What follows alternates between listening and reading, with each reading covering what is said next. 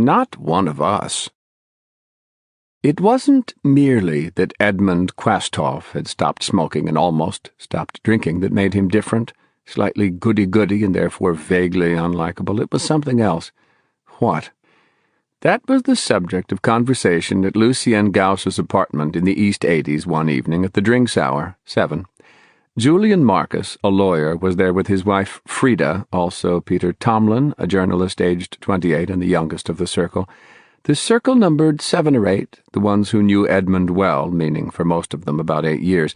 The others present were Tom Strathmore, a sociologist, and Charles Forbes and his wife, Charles being an editor in a publishing house, and Anita Ketchum, librarian at a New York art museum.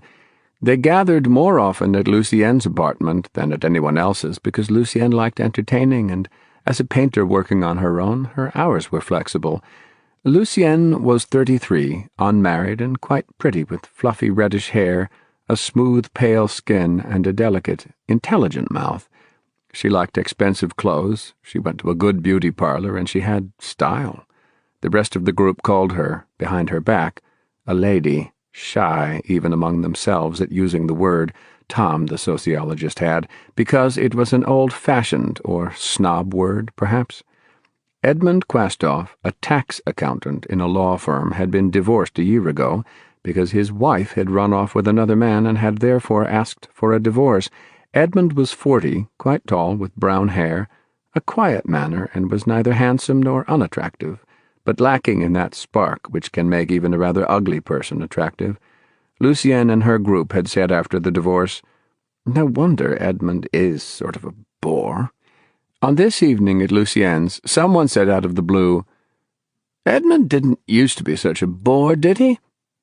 "I'm afraid so, yes," Lucien yelled from the kitchen, because at that moment she had turned on the water at the sink in order to push ice cubes out of a metal tray. She heard someone laugh. Lucien went back to the living room with the ice bucket. They were expecting Edmund at any moment. Lucien had suddenly realized that she wanted Edmund out of their circle, that she actively disliked him. "Yes, what is it about Edmund?" asked Charles Forbes with a sly smile at Lucien.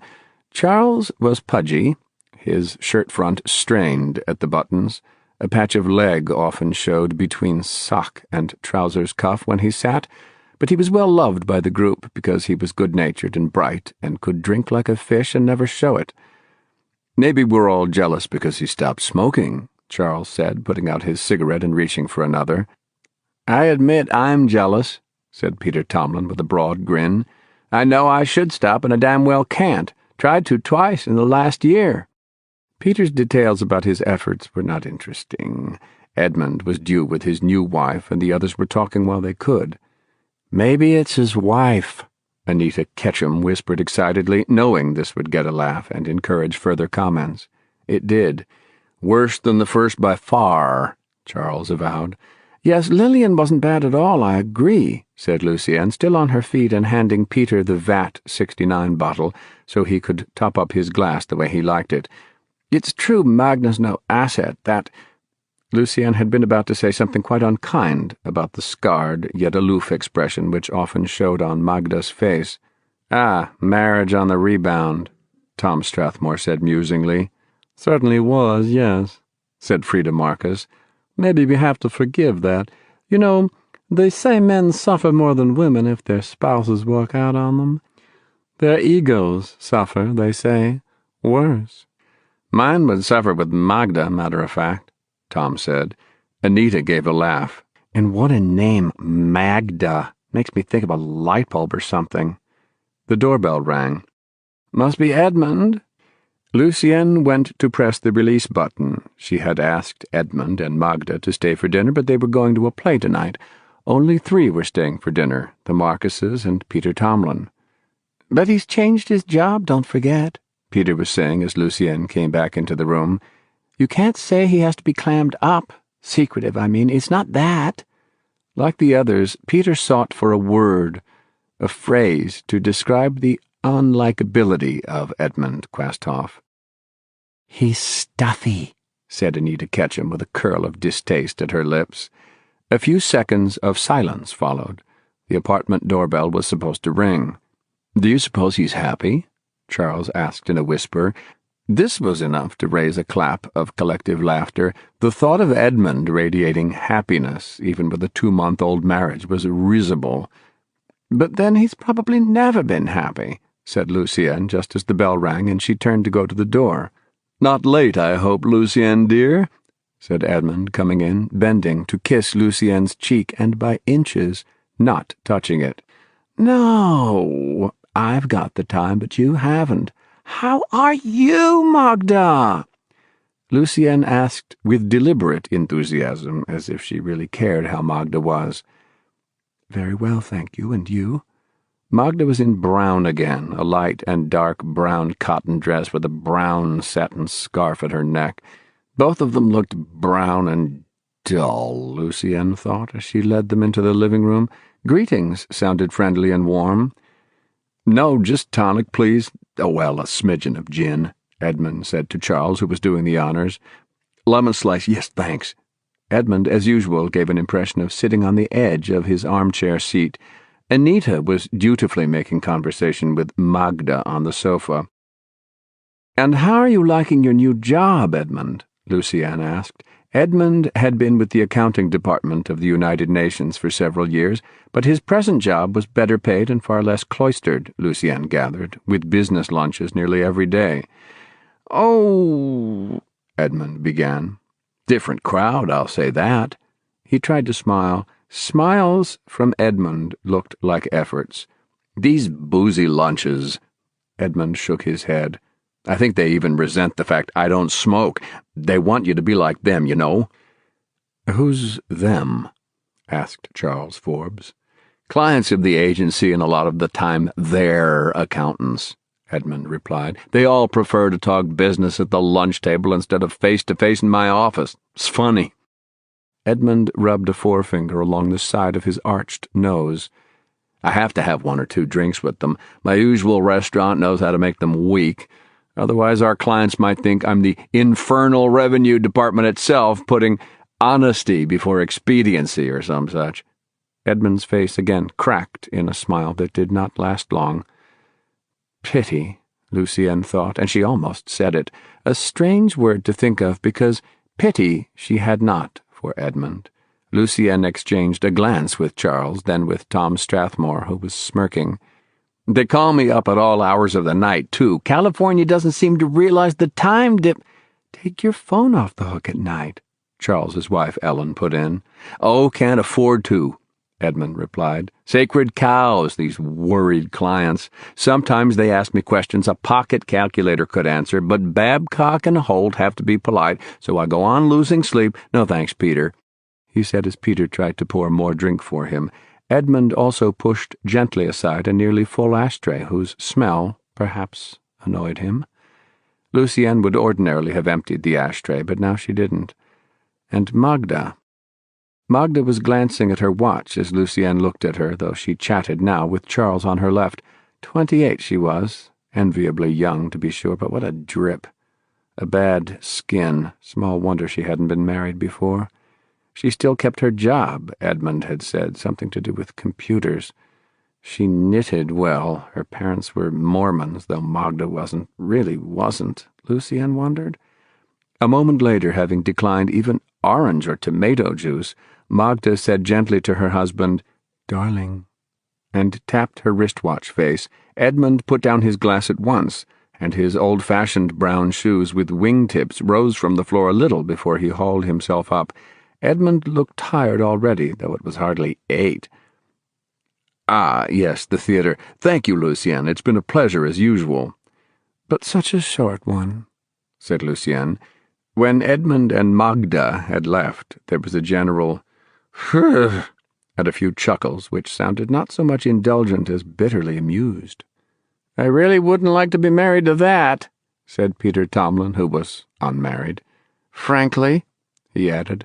Peter had known Edmund since he, Peter, was 22, having been introduced via Charles Forbes, at whose publishing house Peter had applied for a job without success.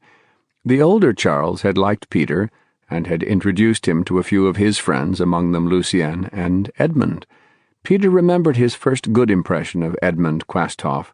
that of a serious and trustworthy man, but whatever virtue Peter had seen in Edmund was somehow gone now, as if that first impression had been a mistake on Peter's part. Edmund had not lived up to life, somehow. There was something cramped about him, and the crampedness seemed personified in Magda. Or was it that Edmund didn't really like them? "Maybe he deserves Magda," Anita said, and the others laughed. "Maybe he doesn't like us either," said Peter. "Oh, but he does," Lucienne said. "Remember, Charles, how pleased he was when we sort of accepted him. At that first dinner party I asked Edmund and Lillian to here at my place. One of my birthday dinners, I remember. Edmund and Lillian were beaming because they'd been admitted to our charmed circle." Lucienne's laugh was disparaging of their circle and also of Edmund. "Yes, Edmund did try," said Charles. "His clothes are so boring even," Anita said. "True, can't some of you men give him a hint? You, Julian." Lucienne glanced at Julian's crisp cotton suit. "You're always so dapper." "Me?" Julian settled his jacket on his shoulders. "I frankly think men pay more attention to what women say. Why should I say anything to him?" "Magda told me Edmund wants to buy a car," said Ellen. "Does he drive?" Peter asked. "May I, Lucienne?" Tom Strathmore reached for the Scotch bottle which stood on a tray. "Maybe what Edmund needs is to get thoroughly soused one night, then Magda might even leave him. Hey, we've just invited the Quasthoffs for dinner at our place Friday night," Charles announced. "Maybe Edmund can get soused. Who else wants to come? Lucienne?" Anticipating boredom, Lucienne hesitated, but it might not be boring. "Why not? Thank you, Charles. And Ellen." Peter Tomlin couldn't make it because of a Friday night deadline. Anita said she would love to come. Tom Strathmore was free, but not the Marcuses, because it was Julian's mother's birthday. It was a memorable party in the Forbeses' big kitchen, which served as dining room. Magda had not been to the penthouse apartment before. She politely looked at the Forbeses' rather good collection of framed drawings by contemporary artists, but seemed afraid to make a comment. Magda was on her best behavior, while the others, as if by unspoken agreement, were unusually informal and jolly. Part of this, Lucienne realized, was meant to shut Magda out of their happy old circle, and to mock her stiff decorum, though in fact everyone went out of his or her way to try and get Edmund and Magda to join in the fun. One form that this took, Lucienne observed, was Charles's pouring gin into Edmund's tonic glass with a rather free hand. At the table, Ellen did the same with the wine. It was especially good wine, a vintage Margaux that went superbly with the hot oil-cooked steak morsels which they all dipped into a pot in the center of the round table. There was hot, buttery garlic bread and paper napkins on which to wipe greasy fingers. "Come on, you're not working tomorrow," Tom said genially, replenishing Edmund's wine glass. "I am working tomorrow," Edmund replied, smiling. "Always do. Have to on Saturdays." Magda was giving Edmund a fixed stare, which he missed, because his eyes were not straying her way. After dinner they adjourned to the long sun parlor, which had a terrace beyond it. With the coffee, those who wanted it had a choice of Drambuie, Benedictine, or brandy. Edmund had a sweet tooth, Lucienne knew, and she noticed that Charles had no difficulty in persuading Edmund to accept a snifter of Drambuie. Then they played darts. "Darts are as far as I'll go toward exercising," said Charles, winding up. His first shot was a bullseye. The others took their turns, and Ellen kept score. Edmund wound up awkwardly, trying to look amusing, they all knew, though still making an effort to aim right. Edmund was anything but limber and coordinated. His first shot hit the wall 3 feet away from the board, and since it hit sideways, it pierced nothing and fell to the floor. So did Edmund, having twisted somehow on his left foot and lost his balance. Cries of "Bravo!" and merry laughter. Peter extended a hand and hauled Edmund up. "Hurt yourself?" Edmund looked shocked and was not laughing when he stood up. He straightened his jacket. "I don't think. I have the definite feeling." His eyes glanced about. but rather swimmily while the others waited, listening. "I have the feeling I'm not exactly well-liked here, so I—" "Oh, Edmund," said Lucienne. "What are you talking about, Edmund?" asked Ellen. A drambuie was pressed into Edmund's hand, despite the fact that Magda tried gently to restrain the hand that offered it. Edmund was soothed, but not much. The darts game continued. Edmund was sober enough to realize that he shouldn't make an ass of himself by walking out at once in a huff, yet he was drunk enough to reveal his gut feeling, fuzzy as it might be to him just then, that the people around him were not his true friends anymore, that they really didn't like him. Magda persuaded him to drink more coffee. The Quastoffs took their leave some 15 minutes later. There was an immediate sense of relief among all. "She is the end, let's face it," said Anita, and flung a dart. "Well, we got him soused," said Tom Strathmore, "so it's possible." Somehow they had all tasted blood on seeing Edmund comically sprawled on the floor. Lucienne that night, having had more to drink than usual, mainly in the form of 2 good brandies after dinner, telephoned Edmund at 4 a.m. with an idea of asking him how he was. She knew she was calling him also in order to disturb his sleep. After 5 rings, when Edmund answered in a sleepy voice, Lucienne found she could not say anything. "Hello? Hello? Quastoff here." When she awakened in the morning, the world looked somehow different, sharper-edged and more exciting. It was not the slight nervousness that might have been caused by a hangover. In fact, Lucienne felt very well after her usual breakfast of orange juice, English tea, and toast, and she painted well for 2 hours. She realized that she was busy detesting Edmund Quastoff.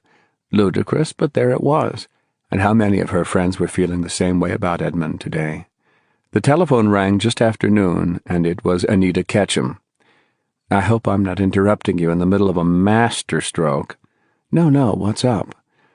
"Well, Ellen called me this morning to tell me Edmund's birthday party is off. I didn't know any was on." Anita explained. Magda last evening had invited Charles and Ellen to a birthday dinner party for Edmund at her and Edmund's apartment 9 days from now, and had told Ellen she would invite everybody, plus some friends of hers whom everybody might not have met yet, because it would be a stand-up buffet affair. Then this morning, without any explanation, such as that Edmund or she were ill with a lingering ailment, Magda had said she had decided against a party. She was sorry. "Maybe afraid of Edmund's getting pissed again," Lucienne said, but she knew that wasn't the whole answer. "I'm sure she thinks we don't like her or Edmund much, which unfortunately is true." "What can we do?" asked Lucienne, feigning chagrin. "Social outcasts, aren't we? Ha. Gotta sign off now, Lucienne, because someone's waiting." The little contretemps of the cancelled party seemed both hostile and silly to Lucienne, and the whole group got wind of it within a day or so, even though they all might not as yet have been invited. "We can also invite and disinvite," chuckled Julian Marcus on the telephone to Lucienne. "What a childish trick, with no excuse such as a business trip." "No excuse, no. Well, I'll think of something funny, Julian dear." "What do you mean?" "A little smack back at them. Don't you think they deserve it?" "Yes, my dear." Lucienne's first idea was simple. She and Tom Strathmore would invite Edmund out for lunch on his birthday, and get him so drunk he would be in no condition to return to his office that afternoon. Tom was agreeable, and Edmund sounded grateful when Lucienne rang him up and extended the invitation without mentioning Magda's name. Lucienne booked a table at a rather expensive French restaurant in the East 60s. She and Tom and 3 dry martinis were waiting when Edmund arrived, smiling tentatively, but plainly glad to see his old friends again at a small table. They chatted amiably. Lucienne managed to pay some compliments in regard to Magda. "She has a certain dignity," said Lucienne. "I wish she weren't so shy," Edmund responded at once. "I try to pull her out of it." Another round. Lucienne delayed the ordering by having to make a telephone call at a moment when Tom was able to order a 3rd round to fill the time until Lucienne got back. Then they ordered their meal with white wine to be followed by a red. On the first glass of white, Tom and Lucienne sang a soft chorus of Happy Birthday to You to Edmund as they lifted their glasses. Lucienne had rung Anita, who worked only 3 blocks away, and Anita joined them when the lunch ended just after 3 with a drambuie for Edmund, though Lucienne and Tom abstained. Edmund kept murmuring something about a 3 o'clock appointment, which maybe would be all right for him to miss because it really wasn't a top-level appointment. Anita and the others told him it would surely be excusable on his birthday. "I've just got half an hour," Anita said as they went out of the restaurant together, Anita having partaken of nothing. "But I did want to see you on this special day, Edmund, old thing. I insist on inviting you for a drink or a beer." The others kissed Edmund's cheek and left. Then Anita steered Edmund across the street into a corner bar with a fancy decor that tried to be an old Irish pub. Edmund fairly fell into his chair, having nearly slipped a moment before on sawdust. It was a wonder he was served, Anita thought.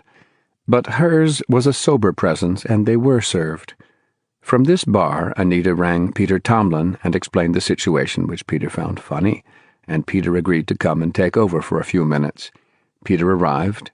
Edmund had a second beer and insisted upon a coffee, which was ordered, but the combination seemed to make him sick.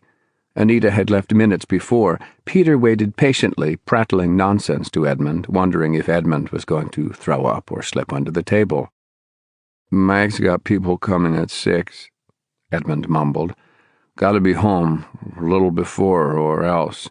He tried in vain to read his watch. "Mag, you call her? Finish your beer, chum." Peter lifted his first glass of beer, which was nearly drained. "Bottoms up and many happy returns." They emptied their glasses. Peter delivered Edmund to his apartment door at 6:25 and ran. A cocktail party was in swing, chez Magda and Edmund. Peter could tell from the hum of voices behind the closed door. Edmund had been talking about his boss being present, and a couple of important clients. Peter smiled to himself as he rode down in the elevator. He went home, put in a good report to Lucienne, made himself some instant coffee, and got back to his typewriter. Comical, yes, poor old Edmund. But it was Magda who amused Peter the more. Magda was the stuffy one, their real target, Peter thought. Peter Tomlin was to change his opinion about that in less than a fortnight. He watched with some surprise and gathering alarm as the attack, led by Lucienne and to a lesser extent Anita, focused on Edmund. 10 days after the sousing of Edmund, Peter looked in one evening at the Marcuses' apartment, just to return a couple of books he had borrowed, and found both smirking over Edmund's latest mishap. Edmund had lost his job at Babcock & Holt and was now in the Payne Whitney for drying out. "What?" Peter said. "I hadn't heard a word." "We just found out today," said Frida. "Lucienne called me up. She said she tried to call Edmund at his office this morning, and they said he was absent on leave, but she insisted on finding out where he was, said it concerned an emergency in his family. You know how good she is at things like that. So they told her he was in the Payne Whitney, and she phoned there and talked with Edmund personally. He also had an accident with his car, he said, but luckily he didn't hurt himself or anyone else." "Holy cow," said Peter. "He always had a fondness for the bottle, you know," Julian said, "and a thimble belly to go with it. He really had to go on the wagon 5 or 6 years ago, wasn't it, Frida? Maybe you didn't know Edmund then, Peter. Well, he did, but it didn't last long. Then it got worse when Lillian walked out. But now this job." Frida Marcus giggled. "This job? Lucienne didn't help, and you know it. She invited Edmund to her place a couple of times and plied him, made him talk about his troubles with Mag." Troubles. Peter felt a twinge of dislike for Edmund for talking about his troubles after only 3 months or so of marriage. Didn't everyone have troubles? Did people have to bore their friends with them? "Maybe he deserved it," Peter murmured. "In a way, yes," Julian said forcefully and reached for a cigarette. Julian's aggressive attitude implied that the anti-Edmund campaign wasn't over. "He's weak," Julian added. Peter thanked Julian for the loan of the 2 books and took his leave. Again he had work to do in the evening, so he couldn't linger for a drink.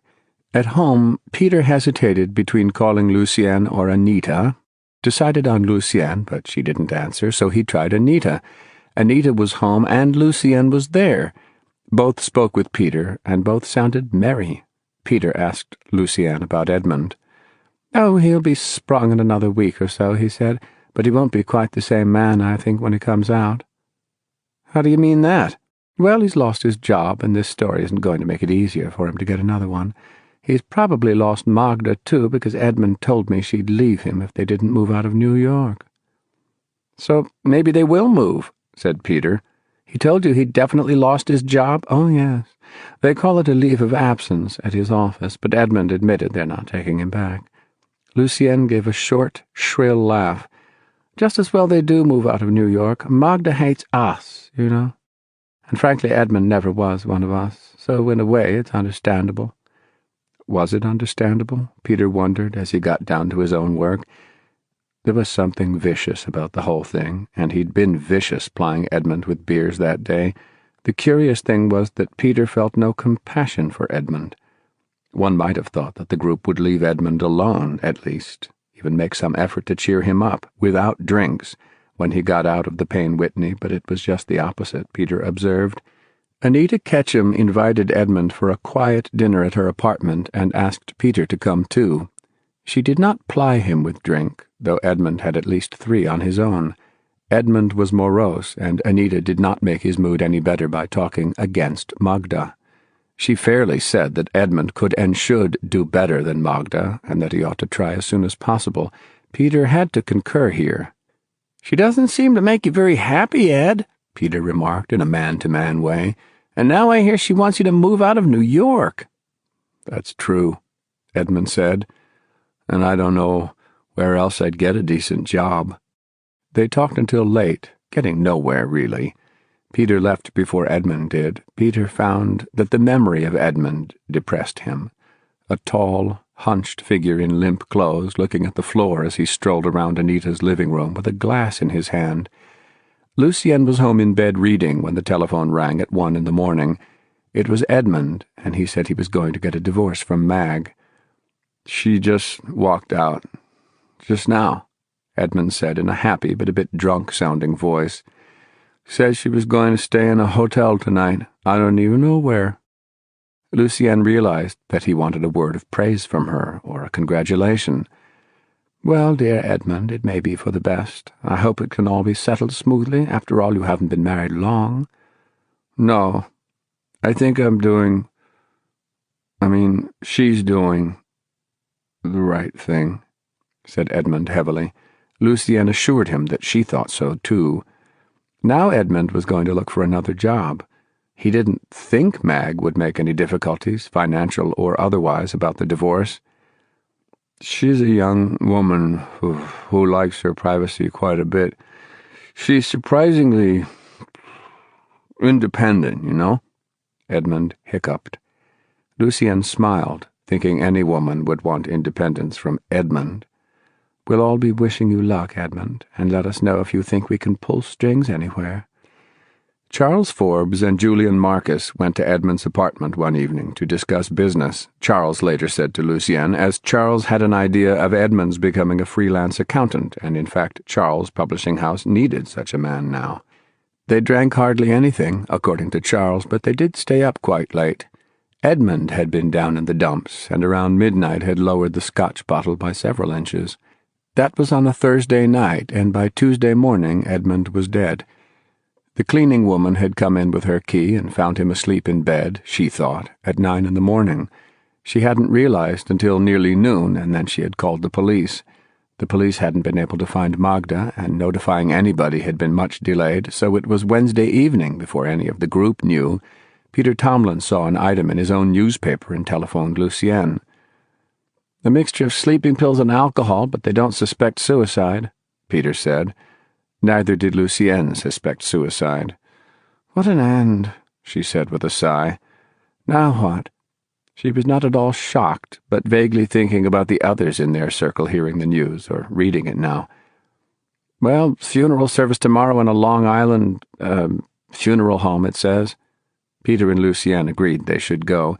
The group of friends, Lucien Gauss, Peter Tomlin, the Marcuses, the Forbeses, Tom Strathmore, Anita Ketchum, were all there and formed at least a half of the small gathering.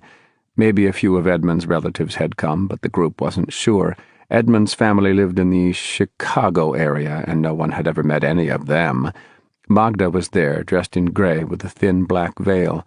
She stood apart and barely nodded to Lucien and the others.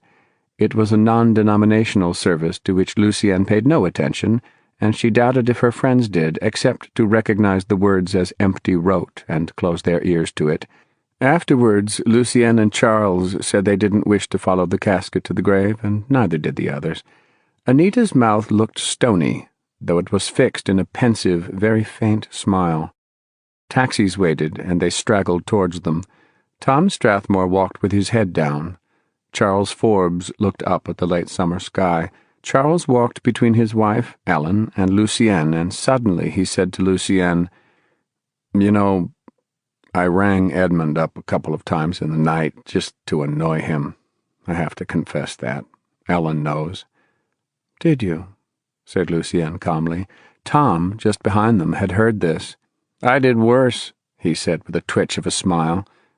"I told Edmund he might lose his job if he started taking Magda out with him on his business lunches." Ellen laughed. "Oh, that's not serious, Tom, that's—" But she didn't finish. "We killed him," Lucien thought.